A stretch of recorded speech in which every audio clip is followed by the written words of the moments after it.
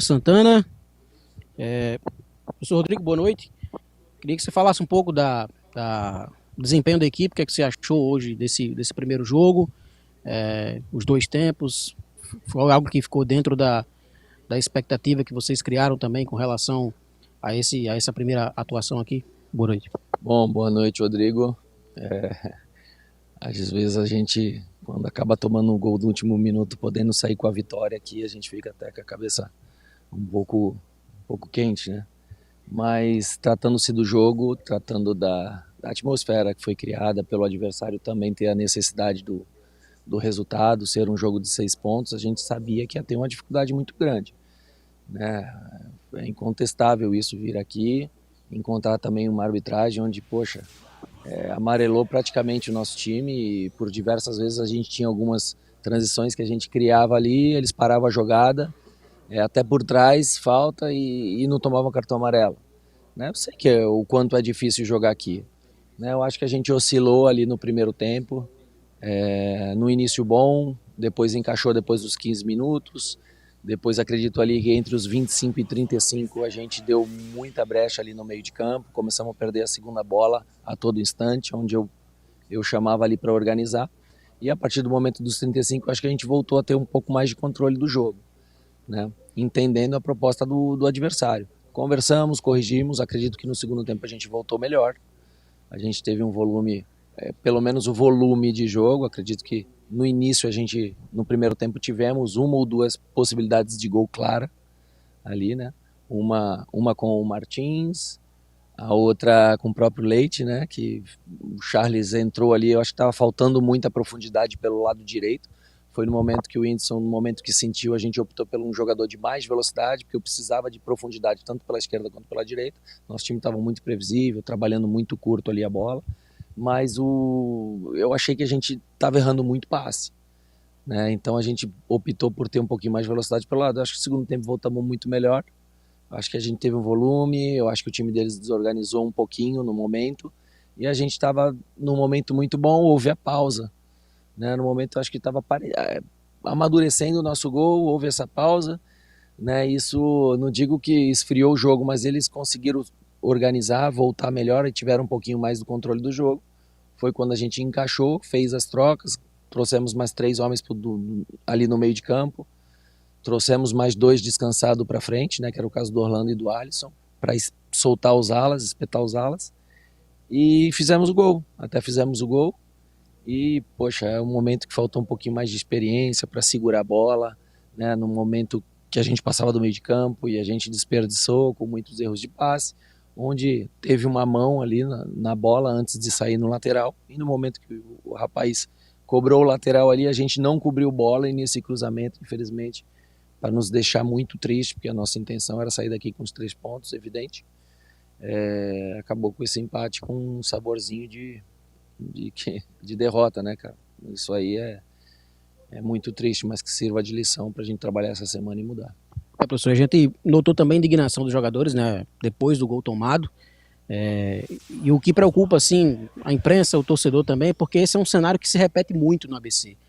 Não sei se o senhor já tomou conhecimento, mas se a gente for fazer um paralelo que puxar os últimos 2 anos, são quase 25 jogos que o ABC toma gol no final, que geram empates com sabor de derrota ou as derrotas propriamente ditas, né?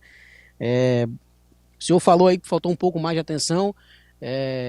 Como fazer também, né, para que uma nova situação como essa, que também já aconteceu nessa própria Série C, né, no trabalho do Evaristo Pisa ainda, em outras situações também aconteceu isso, como fazer para que isso não acumule, né, essa carga emocional também, não prejudique para o jogo seguinte contra o Tombense e depois também as partidas que o ABC vai ter dentro de casa? Com certeza, Rodrigo. Falta um pouco de experiência nesses momentos.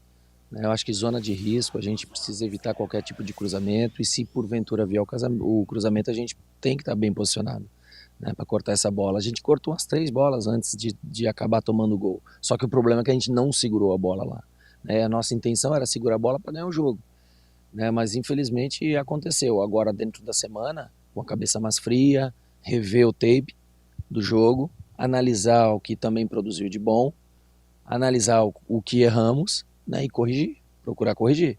Mas falha individual geralmente acaba comprometendo todo um trabalho. Então a gente precisa fazer com que eles entendam que está afunilando a competição, temos apenas 8 decisões, mas não adianta a gente pensar nos 8 últimos jogos se a gente não pensar sempre focar no próximo adversário e não cometer esse tipo de erro. Né? Se a gente colocou 2 jogadores mais técnicos no meio de campo para segurar a bola, para ter a posse de bola, é para a gente ganhar tempo com a bola. A nossa cera não é caindo, não é atrapalhando o jogo, o andamento do jogo, não. A nossa cera, a gente ganha de 1 a 0, a gente tinha que segurar a bola, teria que ter mais posse de bola. Né? Eu acho que a gente precisa chamar um pouquinho mais a responsabilidade, entender que a situação é, vitória dentro de casa, fora de casa, maravilhoso, para dar confiança, para trabalhar a semana e ir mais forte para o próximo jogo. Né? Mas foi o que eu passei para eles, não podemos desanimar no momento, eu acho que a gente tem que reclamar, a gente tem que se cobrar e se cobrar muito, tá? Porque futebol custa muito caro e nós somos responsáveis, somos nós que estamos com a bola ali para resolver o problema, tá? E evitar esse tipo de imaturidade, tomar um gol faltando 20 segundos, cara, isso aí não pode acontecer de novo, não pode acontecer, é lamentável. Apesar de tudo, professor, no planejamento que você fez para esses 9 jogos, pontuar aqui um ponto que seja, tem valia também a essa altura do campeonato? Às vezes a gente olha para a tabela e se preocupa com o número de vitórias, né? BC só tem uma e isso é critério de desempate. Mas dá para dizer que é um resultado aceitável do ponto de vista de tabela, não do contexto do jogo? Olha, pelas circunstâncias do gol a gente sai chateado. Mas eu já vim aqui, fiz grande jogo e saí derrotado. É muito difícil jogar aqui. Existe, né, algumas coisas que acontecem aí que, você não joga apenas contra o adversário. É muito difícil jogar aqui, realmente. Tá? E acredito que se tivesse VAR na Série C, poderia mudar algumas coisas, né? Então, como não tem, fica muito difícil jogar aqui. Tem méritos, teve entrega, teve alteração de comando, tá? A equipe se comportou, procurou entregar o máximo possível, só que tem coisa boa. Acho que um ponto é valioso, o que a gente conversou no vestiário temos um ponto e não abrimos ponto desse um. A gente veio aqui para buscar os outros 2. Se não buscar os outros 2, esse aqui é nosso, a gente não tem outro resultado, a gente não vai sair daqui com uma derrota. Faltou muito pouco, né? Faltou muito pouco. E a gente acredita que dentro da semana a gente consegue corrigir, recuperar esses atletas fisicamente. Teve muito atleta aí que se doou pra caramba, né? Foi injusto, o resultado acabou sendo injusto, né? Mas tem muita coisa aí que a gente tem que tirar de bom desse resultado. O professor, aí nas 2 das últimas alterações ali, né? Quando o Ítalo, acho até que ele chegou a solicitar, né? Tava bem cansado. Se imagina que às vezes você vai fazer a mudança e troca um centroavante pelo outro, né? Você acabou não fazendo isso. O Gênesis ficou no banco, depois até tomou o cartão vermelho, se não me engano. Explica um pouco dessa ideia também, né? O que você pensou ali para aquele momento? Olha, a gente voltou ali no finalzinho do jogo a perder um pouco o meio de campo, né? Então a nossa ideia foi o quê? Trazer mais um jogador para o meio de campo, né? Ou seja, no mínimo um ponto a gente leva. Ganhar essa posse de bola, ganhar a segunda bola e espetar os alas. Né? Uma vez que a gente está fazendo saída de 3, a nossa ideia é espetar os alas, trazer dois meias com um pouco mais de qualidade, que era o caso do Leite, o caso do próprio Rosa, né? E com essa saída do Carlos Eduardo, e posicionar 2 homens na frente do gol, que era o caso do Alisson e do Orlando. Né? Então o jogo estava controlado, porque a gente estava seguro. Eu falei, agora a gente mantém a posse de bola e vamos criar mais chances por ter qualidade, uma vez que a gente viu que o time deles estava um pouco cansado. Né? Acabou num contra-ataque gerando esse escanteio que fez o gol, só que nos faltou posse de bola mesmo tendo 3 homens mais técnicos ali no meio de campo. O próprio Carlos, o próprio Leite, o próprio Rosa. Eles que tinham que estar segurando um pouquinho mais a bola e os alas fazendo ultrapassagem. Só para finalizar, professor, essa questão da formatação tática hoje, nessa saída com 3, é algo que você pretende dar continuidade? Você, às vezes, também adapta o modelo que você vai utilizar na partida à característica do adversário? Como é que o professor Rodrigo gosta de fazer isso? Eu procuro me enquadrar com as peças que a gente tem no tabuleiro, né? Então a gente está analisando, está conhecendo o elenco, está vendo a característica, está vendo quem está no seu melhor momento, tanto físico quanto mental, porque é difícil, quando o jogador chega e às vezes não está pronto para receber uma pressão tão grande, né? E a gente entender também o momento do jogador, se ele está com essa certeza, né, para estar em campo, para estar competindo, para estar indo para um, tá tentando a jogada, batendo de fora da área. A gente precisa entender e conhecer o jogador sob pressão. Hoje foi de grande avalia eu analisar o elenco, né, aqui perto.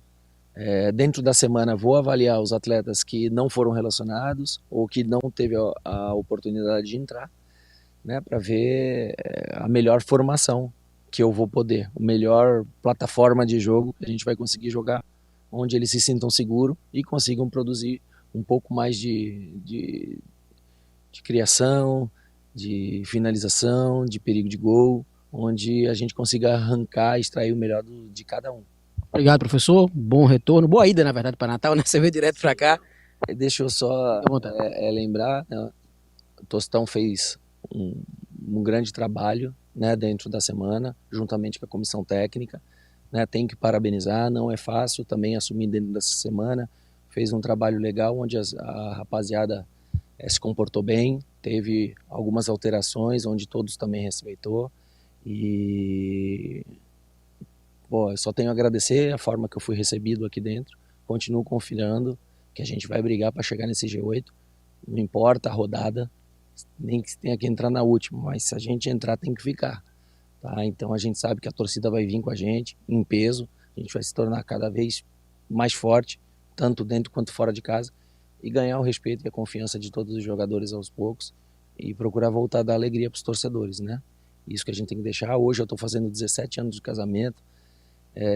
Poderia dar essa vitória para minha esposa Gabriela, infelizmente não veio, mas ela sabe que eu não estou deixando minha família longe para ser mais um ou para sobreviver apenas na metade da tabela aqui na série C. Eu tenho que vir aqui, tenho que fazer a diferença, honrar a confiança que a diretoria teve na gente e tentar arrancar o melhor dos atletas aí para a gente voltar a sorrir, dar alegria, vencer, que o futebol só é bom assim, o futebol só é bom ganhando e a gente precisa voltar ao caminho das vitórias. Obrigado, professor. Parabéns pela data aí. É isso, Marcos. Técnico Rodrigo Santana.